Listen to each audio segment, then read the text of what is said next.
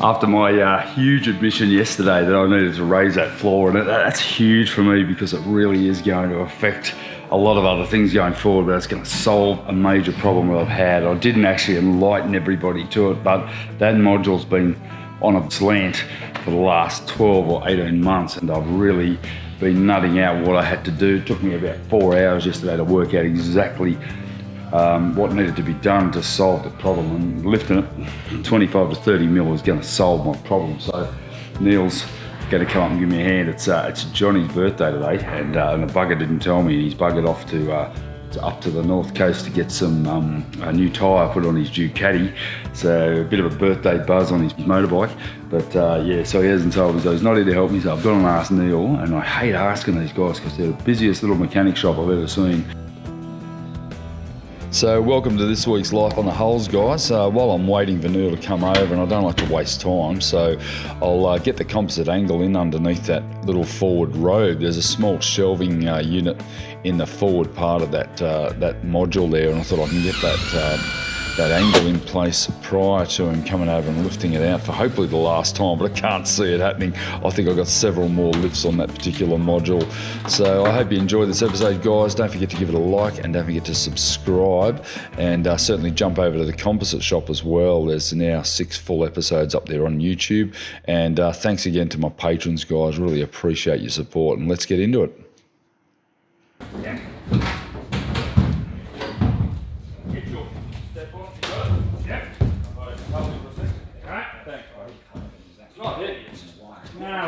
Slide it back. Just sit up on there. That's it, mate. Thank you. I'm now ready to lift this piece, and this piece here all needs to lift up by 30 mil, which is the thickness of this strip that I had under the bathroom there, and that's pretty much solved the problem. So it's been a long time since I've seen down in here, and it's all coming flooding back to me. All those bad memories of sanding down in the fuel tank well, making the black water tank, making the water tank, flow coating it all out. Yeah, all coming back to me. And then here's my framework that I just put in while that module was in place. So pretty much that's exactly where it needs to be. And yeah, very happy to have that there, and that actually intersects with the underside of that module. So nice to be down here. Oh God, I've got so much space. I just can't get over how good this feels. So it might feel like you're going back a couple of years, guys, but you're not. You're about to leap forward in a time warp into 2020 where this gets all glassed in. Pretty bloody exciting for me, I've got to say. But yeah, I've got a lot of room here now, and I can really work. And unlike the other side where I was working around the robes and the doorways and everything, this is pretty much clear, unabated access. I can get in and out easily. Going to be a lot easier to work here. However, I still have to slide up and down this chamfer panel for another friggin' 2 or 3 weeks until I get this this floor all secured down, tabbed in, glassed in. These partition bulkheads that I have here all glassed in. So yeah, lots to do. While I have this module out, I'm going to basically tab all this down here and across. I'm going to cut out this floor section because that's actually not necessary. That's a walk-through floor. And then basically have to tab from there down to there and there up to there, and yeah, so that's going to complete that side of the business. Okay, so the floor I'm standing on needs to come up to the thickness of this, which is 30 mils. Rather than what I did on the other side, I had some composite angle on the wall on each side, and the floor sat on top of that, and I just was able to put another set of composite angle on top of the existing one and leave a conduit run. There's a bit of a problem with this side. The foam is slightly lower than it was on the other side. It's probably, I don't know, 10, 15 mils, not giving me enough foam there to glue composite angle to elevate the height up 30 mil. So what I'm going to do is I'm going to cut strips of this and just simply glue this on top of the composite angle, and therefore create a solid block. So there'll be angle underneath this like that. This will sit on top, and then the floor will be bonded to that. Now that probably is stronger than the actual composite angle because I've already got a guaranteed recognised substrate basically glued down, and then once the floor's on top, I'll then tab fillet tab it back to the floor down the chine line. So we're creating an incredibly strong box-like structure down here under the floor. First things first though, I've got to lift this floor. I need to cut a couple of strips on my with my track saw. I've got some full lengths of 20mm with already laminated up with double layers, so it's strong as buggery. And then I'm going to be able to just simply cut a couple of strips about 2.5 meters long and glue them on each side, put the lid back on, and we're in business. We've got it basically elevated straight away. The other thing it's going to do, which I hadn't factored on, it will give me even better access to my Blackwater fittings underneath the shower there. By lifting that floor by 30 mils, I've got so much room under there. I probably could have increased the size of the tank, but I think in the long run, and as I go forward, the more access you have, the better. I've now got about that much access on top of the lid, which allows me to remove hoses, change fittings, and the like. So,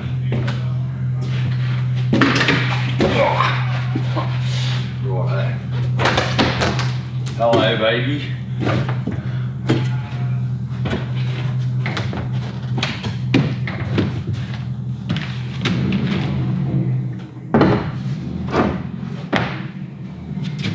It's been a long time since I've seen this. A couple of things to note about fuel tanks.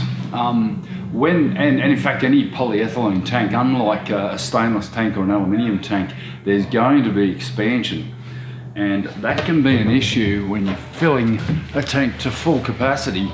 It's going to expand, and these manufacturers, and I haven't seen it on any other manufacturer's websites, but the manufacturer of these tanks in Victoria actually note that there will be a 3% expansion of the tank when it's full. Now that creates an issue if you're wedging a tank in place, because you could actually do damage, or damage firstly to the tank, but damage to any bulkheads that are attached to it, any strapping or anything. So it needs to be reasonably adjustable. And I've seen all number of turnbuckle arrangements, straps with holes in them, turnbuckles to be able to tension them. I've actually opted for a bit of a different mechanism. I'm going for straps, and this is 270 litres plus the weight of the tank. So let's say the tank's 20 kilos, which I'd say conservatively it is. Basically at 27 kilos added to 270 litres of diesel, we're at around 300 kilos, I'd imagine, you know, give or take a couple of kilos. Now 300 kilos is about the weight of a big fish tank, and moving around in a boat is not going to be a great option. So the solution I've come up with is with stainless steel ratchet straps with a 25mm webbing, and that will be enough to hold it in place. And then once the floor's down, I'm going to have a removable bulkhead that'll actually wedge in place in some blocks that I'll put under the floor there, that'll actually hold the tank from having upward and downward movement. There's not going to be any movement in here, but I do need to be able to make adjustments given when it's full, when it's empty, and I'll probably end up never adjusting it at all, but it's nice to be able to adjust it and move the tank around as I need to, because I'm only going to have that sort of 5 centimetres on either end that I've left for the expansion, but certainly could create problems later on. I don't want to chop this thing in so there's no expansion of the tank. You have to allow for that when you're fitting tanks into boats. Now I'm probably going to cop a bit of flack for this, but the solution I've come up with is this type of ratchet arrangement. Now you certainly wouldn't use a cheap mild steel version that you buy at a local hardware shop. This is stainless. The only problem is you can't buy 316, which is typically marine grade. This is 304. So more importantly, I need to be able to replace these maybe every 4 or 5 years. When they rust out, they stop functioning as a ratchet strap. I may never need to replace them, but I figure if I cover them in silicon, fucking cars. I figure if I cover them in a silicon spray, that would almost negate the rust that may happen within this chamber. But for now, how this is going to work. So I've got our mounts here, which are the carbon tubes that I've glassed into the bulkhead there, and that's physically glassed in, epoxied in, glued in, and then the bulkhead's actually glassed to the floor, tabbed and filleted. This is going to pass across like this, and then come across to the other side. And you'll notice also the tank has these physical wedges in them, or rebates in them so that the strap can hold the dent in place over the top of the baffle here. So this ratchet will be able to tension this tank down, and it has those sections all the way along, so I'll get 3 complete tie downs on this tank and be able to ratchet that in place. And then there'll be another bulkhead that I'll be able to put in. It'll only be about this wide, but it'll be enough to chock the tank up under the floor, which will be physically glassed down. Having given this a hell of a lot of thought, I mean, I think this is the one thing that we really do spend a lot of time on when you're building a boat, is working out how to secure things and how to do it correctly so that it doesn't come back to bite you. But this method that I've come up with here, I think really will be more than sufficient for the tankage. And in the event that it rots, it's quickly replaceable. I can do a 5-second replacement. So this is going to come across like so. And obviously feed into the ratchet strap, which we've already, we're all very familiar with using these sorts of setups. And that goes in like so, and then over the top of the tank.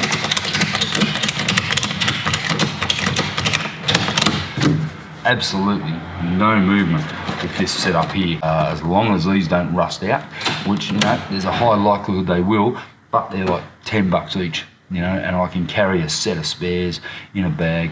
I notice one's failing, I'll just replace it. Okay, so there's a bit of pulling apart needed here. Got to pull this bed bulkhead apart. Get him out of there. So what I need to do, I need to raise both of these sides and the end by the 30mm. So I'm going to take a couple of quick measurements. So get on with that pretty quickly.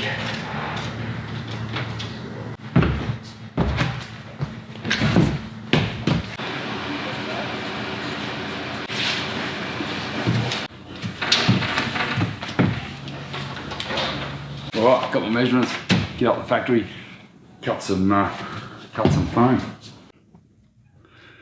Okay, so this is my stash of offcuts. Look at all this foam core that I've got here. Some laminated, some not. I've got pieces of, 30mm, 20mm, 10mm, 12mm, and some of it's laminated, but I never throw a piece out unless it's like a tiny little matchbox size piece. But see, all these pieces here will possibly have use later on, and I've been saying it all along. All the payoff for doing all the bulk laminating and not throwing away the rubbish pretty much starts to come to value right now. Now I'm looking for a long piece around about 2 meters long, at least 2,185 mils, and there's one in there in amongst those molds, so I can pull that out and get that one trimmed. But yeah, never throw out scraps, guys. I mean, if you can store it, you can. Luckily this stuff all sort of packs flat. I'm pretty much at a stage here where I've got bulkheads, pieces of foam, I've got lots of stuff where I know where I can put my hand on it straight away in amongst my warehouse of kayaks that I have here. But yeah, at the moment, not much kayaking going on, so lots of boat building. But there we go. That piece there is about 3 meters tall. That's going to be perfect for what I need.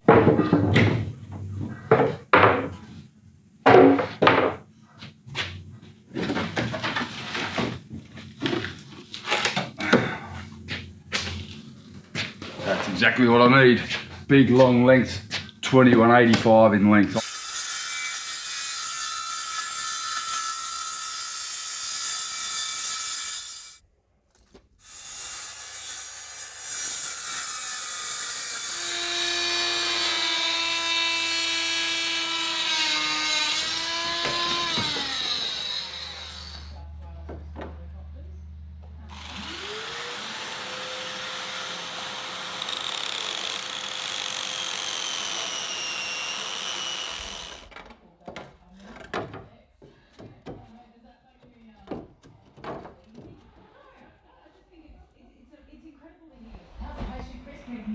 Wants to know he's recovering in hospital, I believe, Peter, so he's doing okay.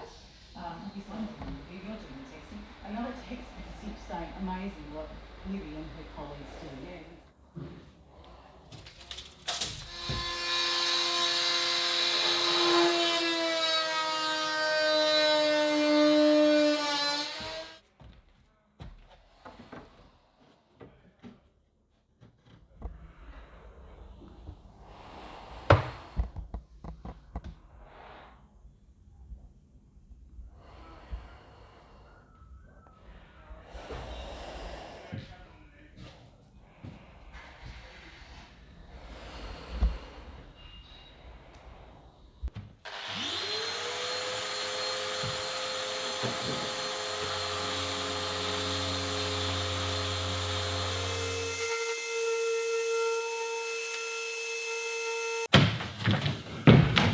time to glue.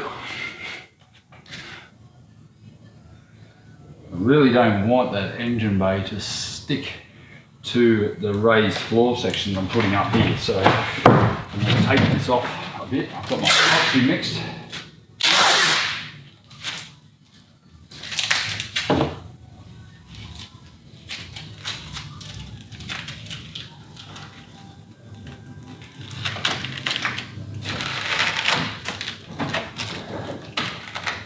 These simple little techniques will save you a lot of grief in the long run, and I'm all for saving myself the grief. I don't want that stuff. Okay, I'm ready to apply my epoxy and start sealing down this riser.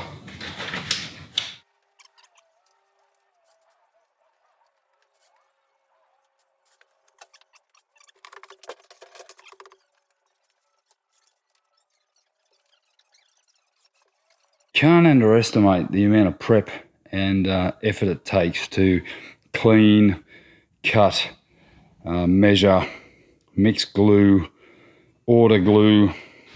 That's part and parcel of this whole thing, is that every time you want to do something, it usually takes around about 4 or 5 times longer. So this has been a bit of a mission today to get this right, and I think I've pretty much got it pretty right. I mean, if that's good enough for the floor substrate there, it's good enough for a 25 to 30 millimeter riser, and it is about 28 mil, so it's almost perfect to what I wanted. And as much as you think you've got it under control, or the climbing and everything, you think that's 90% of the day is going up and down there. That may only be a metre from the floor point that I'm at now, from the sole to that bridge deck. But if you do that 50, 60 times a day, you're going to ache, especially when you're in your 50s like I am. Even a young bloke would be aching. So I reckon I'm doing pretty well, given that, I'm in my mid-50s. And here we go, that's now done.